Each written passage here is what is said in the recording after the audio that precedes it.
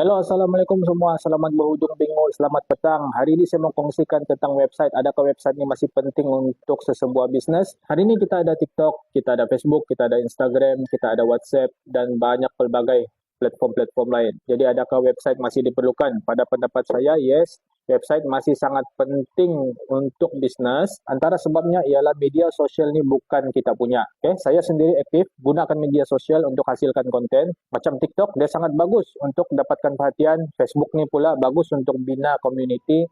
WhatsApp pula memudahkan kita communicate dengan kita punya pelanggan. Tapi ada satu perkara yang saya sedari, yang kita perlu ingat, ini semua akaun media sosial ni bukan sepenuhnya milik kita. Dia dimiliki oleh syarikat lain. Hari ini kita mungkin ada thousand of followers, tapi macam mana kalau algoritma di media sosial berubah? Macam mana kalau itu reach jatuh? Okay? Macam mana kalau diorang ubah polisi? Atau lebih teruk lagi, macam mana kalau kita punya account tu ada problem? Sebagai contoh, sebelum ni saya punya account Teratek TikTok kena ban disebabkan disalahguna oleh seorang individu. Dia salah gunakan kami punya account tu untuk kepentingan diri dia, sehinggalah kesalahan tu melanggar community guidelines TikTok dan TikTok ban kami punya account tu.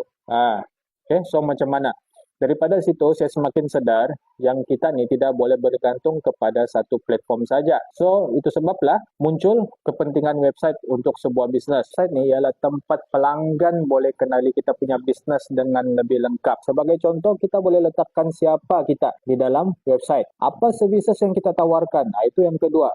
Kan, kepada pemilik bisnes yang ada macam-macam servis yang dia buat, macam mana dia mau handle akaun media sosial untuk setiap servis. Itulah pentingnya ada website. Di dalam website ni kita boleh letakkan semua services yang kita tawarkan. Once orang klik, okay, keluarlah detail servis tu. Lepas tu apa lagi kita boleh letak? Kita boleh letak produk yang kita jual. Kalau kamu ada 10, 100 produk, macam mana kamu urus di dalam media sosial. Di website, kita letak 10, kita letak 100, customer tinggal klik, dia nampak harga, dia nampak shipping fee, dia nampak description, dia nampak tajuk, dan tidak ada distraction pun. Kan? Dia klik, dia boleh terus check out, terus connect dengan bank, terus masuk ke dalam kamu punya bank. Okay? Macam begitu. Lepas tu kita boleh letak apa lagi? Kita boleh letak kita punya location kedai. Kita boleh letakkan operating hours. Kita boleh letakkan kita punya polisi. Kita boleh letakkan artikel di sana yang menyokong kita punya produk dan services tu. Feedback pelanggan, testimoni pelanggan. Semuanya ni berada di dalam satu tempat. Okay?